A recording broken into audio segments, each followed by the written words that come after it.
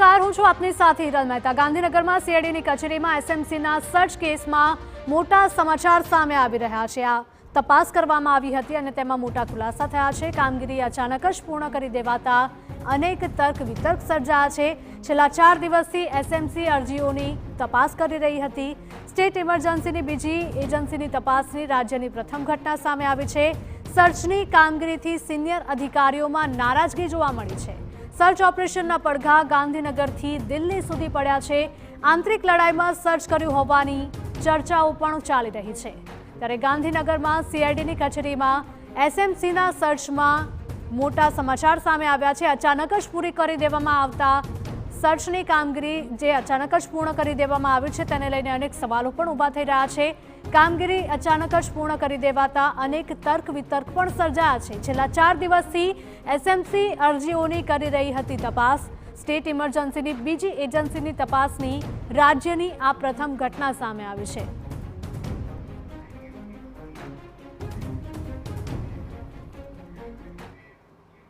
તો અમારા સંવાદદાતા મિહિર જોડાઈ ગયા છે લાઈવ વધુ અપડેટ સાથે। મિહિર, ગાંધીનગર સીઆઈડીની કચેરીમાં એસએમસીના સર્ચ કેસમાં આ મોટા સમાચાર કહી શકાય, રાજ્યની કદાચ આ પહેલી ઘટના હશે।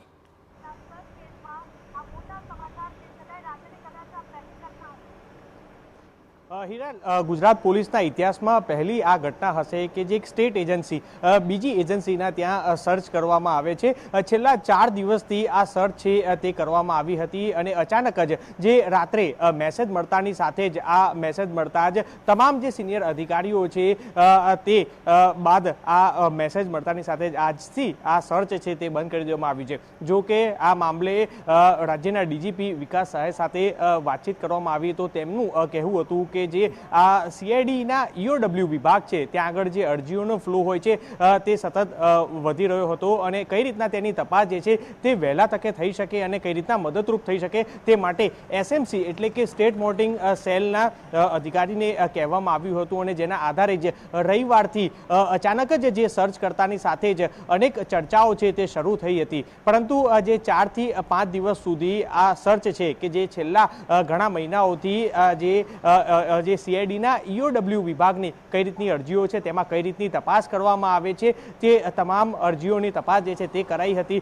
પરંતુ તેમાં કોઈ પણ મોટી ગેરરીતિ છે તે જોવા નથી મળી। પરંતુ ત્યાં જે વિંગમાં ફરજ બજાવતા એક પીએસઆઈ સિસોદિયા હતા કે જેની પાસે 5 થી 6 જેટલી અરજીઓની તપાસ હતી, તે યોગ્ય તપાસ ન કરી હોવાની જાણ થતાં જ તે રિપોર્ટ કર્યો અને તેને સસ્પેન્ડ કરવામાં આવ્યા હતા। પરંતુ આ સર્ચ કરવામાં આવ્યું અને જેને લઈને સિનિયર અધિકારીઓ પણ નારાજગી છે તે જોવા મળી અને એટલું જ નહીં, સૂત્રો તરફથી મળતી જે માહિતી મુજબ આ સર્ચ કરતાની સાથે જ, કારણ કે ગુજરાતમાં પ્રથમ વખત આ ઘટના બની હશે કે જ્યાં આગળ એક એજન્સી અન્ય એજન્સીમાં જઈ અને આ રીતનું સર્ચ કરે છે। જે ઘટનાના પડઘા છે કે જે ગાંધીનગરના ગૃહ વિભાગથી લઈ અને દિલ્હી સુધી પડ્યા હતા અને તે બાદ હવે જે આ સર્ચ છે તે આજે પૂર્ણ કરી દેવામાં આવ્યું છે। જે 4 થી 5 દિવસ સુધી આ સર્ચ કરવામાં આવ્યું હતું તે પૂર્ણ કરી દેવામાં આવ્યું છે અને અહીંથી જ હવે કોઈ પણ કાર્યવાહી છે, કામગીરી છે તે નહીં થાય, પરંતુ જે સ્પષ્ટ રીતના કે જે રાજ્યના ડીજીપી દ્વારા તે કઈ રીતની કામગીરી છે તે સરળ બનાવવા માટે આ સર્ચ કરવામાં આવ્યું હતું અને તે કઈ રીતની આગળ પ્રોસેસ કરી શકાય તે રીતનું હતું।